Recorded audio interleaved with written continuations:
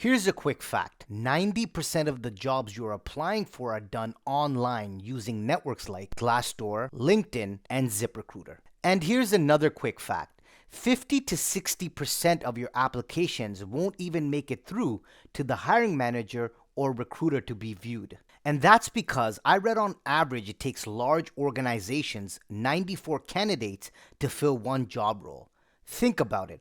Imagine someone having to go through all these resumes manually. So, to streamline this process, whenever you apply for any job, you go through something called an applicant tracking system, or in other words, ATS. This system has several functions, but the main one is candidate screening and ranking based on predetermined criteria set by the recruiter, such as skills, education, and work experience.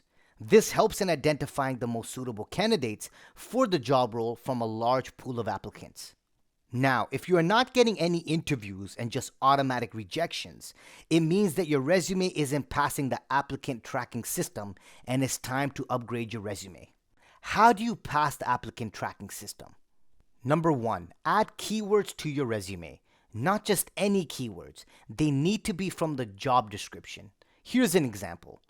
I recommend printing out the job description and highlighting the key skills and experience required for this job role.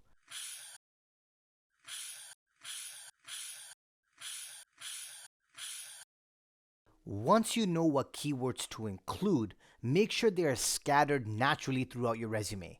In other words, after adding these keywords to your resume, it should be well structured, easy to read, and make sense. Trust me, this is important once it gets past the ATS and is looked over by a human recruiter. Number two, strong titles, which is at the very top of your resume in the resume summary. Make sure this matches the job role in the job description. The goal is that by putting the exact name of the job role in the resume title, it will give you a stronger match score with the applicant tracking system. Number three, this is known as degree or educational requirement. If the job requires someone with a master's degree and you don't hold one, then don't apply for the job because this would affect your match score. Here's an example. As you can see by looking at our previous example, this job role requires a bachelor degree and above. Electronic engineering degree is an asset. Now here's something very important to mention. Because you don't hold a master's degree doesn't mean you shouldn't apply for it, but it just means you shouldn't apply for it through the applicant tracking system. You can, however, apply to it by reaching out to the recruiter on LinkedIn or another way that doesn't have to go through ATS. Finally, resume structure does matter. If the applicant tracking system can't read your resume because of poor font selection, too many graphics and photos, then it's not going to produce a match, which means you will get an automatic rejection. We'll discuss this further in the next section. Now, before we continue, check out these awesome videos. I have posted the links to them in the description below. Also, don't forget to like and subscribe to my channel for more great videos posted every single week. Great, let's continue. What red flags on your resume will alert the applicant tracking system or ATS? The applicant tracking system is a black and white system. Either you match the job requirement or you don't. It's that simple. And the things that come in the way of you being a match is how well your resume is formatted. It's so important that you can have all the skills, experience, and education for a job. But if the ATS can't read your resume, it doesn't matter. You will be rejected. So, how can you make sure this doesn't happen to you? Strip away all the fancy elements from your resume. For example, graphics, photos, and fancy fonts so the applicant tracking system can read and submit your information into its data fields.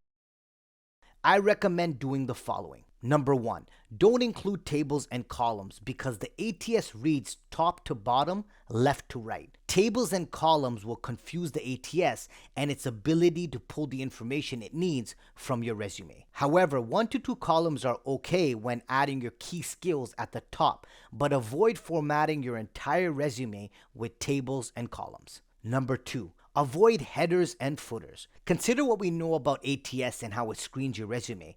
Avoid putting your contact information in the header. Just add the information at the top, align it to the center, bold, etc.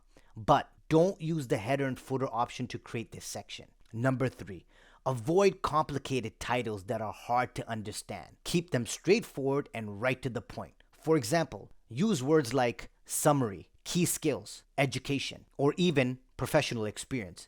Don't use section titles with the following: what I do, who I am, or my education. Number 4, don't use custom fonts because they are hard to read and ATS cannot process the text when done using custom fonts. Stick to standard PC fonts like Arial or Verdana. And number 5, if you have added logos and photos to your resume, it's time to remove them both. Again, make sure your resume is straightforward as possible so the ATS can read it. Pull the most relevant information and add it to its database so you can be a strong match for a job you have applied for. Now, if you want to add photos, logos, etc., then you can have a second resume to send directly to a recruiter without going through the applicant tracking system. If you want to learn more on how to land jobs and reach your career goals, don't forget to hit that subscribe and bell notification button to get new videos every single week. Also, don't forget to hit that like button because that motivates me to keep doing what I do. Stay safe, keep smiling, and good luck.